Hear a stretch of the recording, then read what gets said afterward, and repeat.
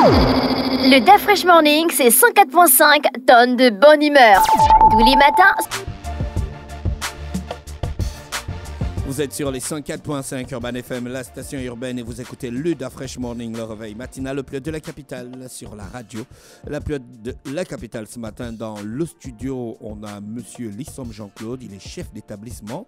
Et on a le docteur Lebanda Eric avec nous dans le studio des 104.5. Monsieur Lissom, bonjour. Bonjour, monsieur. Merci d'avoir accepté notre invitation. Vous êtes avec nous ce matin dans le cadre du 15e anniversaire de la mort de feu Edith Lucie Bongo Ondimba. Oui, c'est ça. Et donc vous êtes chef d'établissement, j'imagine que c'est Michel Dira. Exactement. Alors, quelles sont les activités que vous allez mener à l'occasion de cet événement ? Alors, très bien. Donc, avant de parler des activités que Michel Dira va mener, j'aimerais déjà replanter le décor comme vous l'avez fait. Nous sommes là dans le cadre, en fait, de la présentation ou de l'organisation du 15e anniversaire commémorant les activités ou l'œuvre de façon globale du docteur Feu Edith Lucie Bongo. Alors des activités qui s'articulent autour de trois grandes structures qui sont Michel Dira, El Rafa et Horizon Nouveau. Donc je suis là aujourd'hui avec mon collègue le docteur Lebanda Eric, qui lui va donc parler en premier des activités qui ont été prévues au niveau de El Rafa. Et ensuite je prendrai la parole moi pour parler des activités que nous avons prévues au niveau de Michel Dira. Docteur, du côté de El Rafa, qu'est-ce qu'on a comme activité à l'occasion de cette commémoration ? Alors bonjour chers auditeurs. Alors beaucoup d'activités, surtout à caractère donc médical. Ce sont des activités liées aux consultations gratuites qui vont concerner donc les enfants de 0 à 18 ans, donc consultation pédiatrique. Consultation gratuite, mais surtout liée au handicap. Parce que nous voulons avoir des moments vraiment d'échange avec les parents, des moments d'échange avec des parents avec les praticiens qui travaillent dans le champ du handicap. Ça va partir donc des pédiatres, des psychologues, des médecins physiques et de réadaptation comme moi-même, et des paramédicaux comme les orthophonistes, les psychomotriciens, tous ceux qui travaillent dans le domaine du handicap. Et donc, ce sera pour la journée du 12 mars. Nous aurons une deuxième journée, toujours dans le même cadre. Excusez-moi, pour la première journée, est-ce qu'il faut d'abord faire une réservation ou bien vous avez recensé déjà un bon nombre de personnes ? Non, c'est ouvert. C'est vraiment ouvert pour tous les auditeurs qui nous suivent. D'accord. C'est ouvert à tous les parents qui ont des questions particulières sur leur enfant, sur le devenir, sur la situation actuelle médicale avec des diagnostics qui n'ont pas ou bien qui sont en cours. Ce serait l'occasion vraiment de rencontrer tout le panel de spécialistes du handicap et puis avoir in fine. Vous avez prévu combien de spécialistes au maximum ? Il y a tout le monde. C'est différentes spécialités. Je vous ai parlé des pédiatres, je vous ai parlé des neurologues, je vous ai parlé de médecins physiques et de réadaptation, je vous ai parlé des paramédicaux, donc orthophonistes, psychomotriciens, kinésithérapeutes, qui font partie donc de toute l'équipe, sans compter les psychologues. Vous allez démarrer à quelle heure ?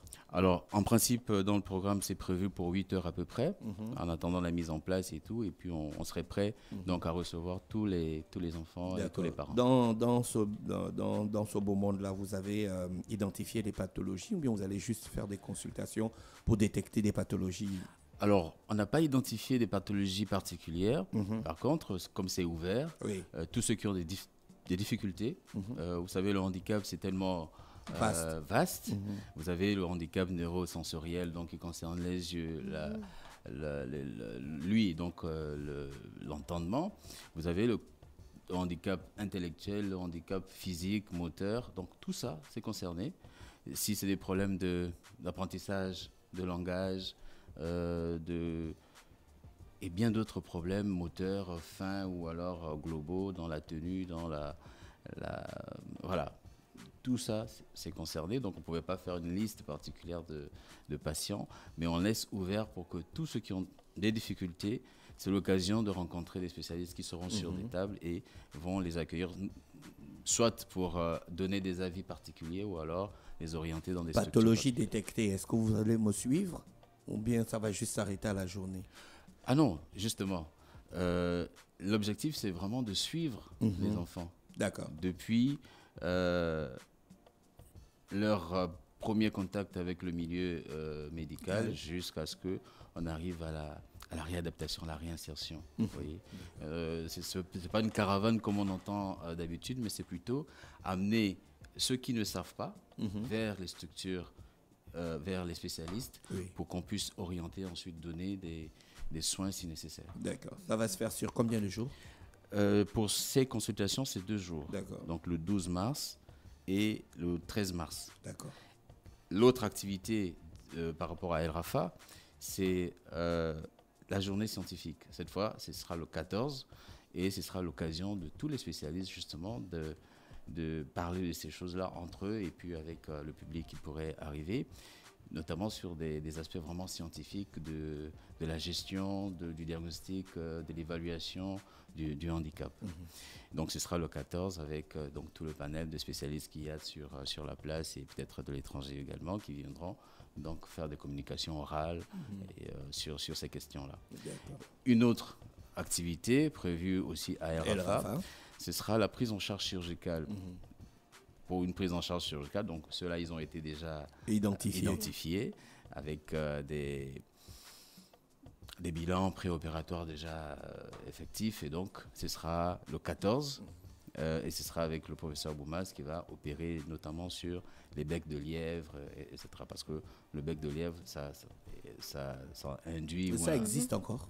Oui. Oui, c'est une pathologie congénitale et donc ça peut arriver à tout moment en fonction des facteurs de risque, mais il faut réparer. Il faut réparer et ensuite donner la chance à l'enfant de parler. Et c'est là où on intervient aussi en tant que rééducateur et adaptateur pour redonner le langage correct à l'enfant qui a été opéré. D'accord. Alors, ça c'est du côté de El Rafa et du côté de Michel Dira. Bien, alors donc du côté de Michel Dira, nous aurons toute une semaine en fait que nous avons qualifiée comme la semaine d'ouverture du Lucy's Legacy 15, donc Lucy's Legacy 15. Parce qu'il y a eu Legacy, en fait, le concept, il a été, je pense que Madame Dira, qui était là il y a 2 jours, elle nous l'a expliqué voilà, elle vous a expliqué en long et en large le concept, en fait, du Legacy, qui a démarré au 10e anniversaire et qui se poursuit là au 15e. Donc nous avons, nous, à Michel Dira, des activités prévues sur toute une semaine. Alors nous commencerons donc le lancement de ces activités va se faire le lundi avec l'organisation en fait d'un panel au cours duquel des panélistes en fait venus du Gabon et de l'étranger viendront discuter en fait de la question de l'inclusion sociale en fait, parce que c'est cela la thématique centrale en fait de ce 15e anniversaire. La thématique centrale, c'est vraiment l'inclusion sociale, l'inclusion des personnes en situation de handicap, mais surtout les enfants. Et donc c'est pour cela que nous avons pensé, nous, à Michel Dira, d'organiser donc ce panel pour discuter un peu de cette question de handicap. Du handicap, qu'est-ce qui est prévu au niveau des textes, on va dire, international. Donc nous avons convié l'UNICEF en fait pour venir nous parler un peu. L'UNICEF qui est le grand spécialiste mondial de la protection de l'enfant, mais aussi de l'enfant en situation de handicap. Qu'est-ce que l'UNICEF prévoit comme des lois pour encadrer l'inclusion de ces enfants? Sur le plan national, qu'est-ce que le Gabon prévoit? Qu'est-ce que la tutelle, le ministère de l'Éducation nationale, qui seront invités, le ministère de l'Éducation nationale, le ministère des Affaires sociales, qu'est-ce qu'ils prévoient au niveau des lois pour pouvoir accompagner ces familles-là qui souffrent de ce problème d'enfants en situation de handicap en fait. Alors là, les panélistes vont évoquer donc, recenser donc toutes ces lois qui devraient encadrer en fait cet accompagnement. Et nous allons mettre un peu ces lois à l'épreuve de la réalité pour voir si c'est cohérent. Si c'est cohérent, est-ce qu'il y a une adéquation entre les lois et la réalité sur le terrain. Et au terme de cette journée, les panélistes vont devoir faire un certain nombre de recommandations que nous allons soumettre à la tutelle, c'est-à-dire le ministère de l'Éducation nationale et le ministère des Affaires sociales, pour se faire le relais en fait de ces recommandations auprès des autorités en fait du pays, de la transition, pour que ce problème-là soit pris en charge véritablement au niveau national, pour alléger les souffrances en fait, parce que nous qui sommes des praticiens, nous qui sommes des praticiens en fait de la question d'éducation, il faut dire que nous, à Michel Dira, depuis 5 ans, nous travaillons, nous prenons en compte, nous recevons des élèves en situation de handicap. Sortant de Horizon Nouveau. Alors, il faut dire que je ne saurais dire que ce soit les élèves d'Horizon Nouveau, parce que Horizon Nouveau est rentré dans une situation tumultueuse depuis la mort de notre fondatrice, notre illustre fondatrice, le docteur Frédéric Dussi-Bongo. Horizon Nouveau a connu un certain nombre de problèmes qui ont entraîné l'arrêt des activités d'Horizon Nouveau. Et donc, ça remonte quand même à un certain nombre d'années. Donc, ceux que nous accueillons aujourd'hui, ce sont des jeunes, qui sont très jeunes. Horizon Nouveau, ça remonte quand même à il y a plus de 10 ans maintenant. Donc, nous accueillons des jeunes, des autistes que nous gérons au quotidien. Mais l'une des grandes difficultés que nous, praticiens, enfin nous, au niveau de Michel Dira, nous avons rencontrées, c'est quel est le projet que nous avons pour ces jeunes-là, en fait. C'est de ce dont vous allez débattre pendant ces journées. Exactement, parce que prévoit, par exemple, l'éducation nationale? Est-ce qu'aujourd'hui, l'éducation nationale prévoit, par exemple, les structures qu'il faut, adéquates, pour faire passer un examen à un enfant autiste au Gabon? Et l'autisme, c'est un des handicaps. Comme disait le docteur tout à l'heure, il y a plusieurs sortes de handicaps. Et donc, ces journées, en fait, ce panel-là va discuter donc de toutes ces questions-là, faire des recommandations. Donc là, on est la journée du 12. Là, c'est le 11. Le 11. Vous commencez le 11. Nous commençons le 11. Vous commencez le 12, docteur. Exactement. Nous commençons le 12 à El Rafa. Et vous allez vous étendre sur combien de jours? Nous, c'est sur toute la semaine. C'est sur toute la semaine. Au vendredi. La majorité des activités se passent là-bas. Alors, il y aura une majorité des activités qui se passeront à Horizon Nouveau, mais il y a Michel Dira qui a aussi une bonne partie de ces activités, parce que Michel Dira travaille aussi en liaison avec la Fondation Horizon Nouveau, puisque nous travaillons tous les deux sur la thématique de la formation, en fait. Horizon Nouveau est spécialisé dans la formation, l'éducation. Michel Dira est également spécialisé dans l'éducation, la formation. Donc nous travaillons vraiment en collaboration, en fait. Merci. Donc, ça, c'est notre première activité, en fait. Merci, Monsieur Elissom Jean-Claude, avec nous ce matin sur les 104.5 Urban FM, la station urbaine. On est accompagné du docteur Lebanda. Vous avez d'autres activités? Exactement. Alors après cette activité, après ce panel-là, nous avons prévu aussi de ce que nous avons appelé la caravane du livre, en fait. Alors la caravane du livre, elle va se dérouler sur 2 jours. En quoi consiste la caravane du livre? En fait, déjà, elle consiste à aller vers des établissements en difficulté, des établissements en situation de précarité du point de vue des structures, pour leur faire un don, apporter notre contribution, un don sous forme de livre, en fait, en sachant quand même que le livre, pour Michel Dira, pour notre fondatrice, et le livre, si vous voulez, c'est l'identité visuelle. Quand vous regardez le symbole de Michel Dira, vous allez voir le logo de Michel Dira, vous allez voir un livre ouvert, et on sait tous au niveau de la sémiotique ce que c'est un livre ouvert. Si vous voulez, c'est quelque chose qui est porteur d'espoir,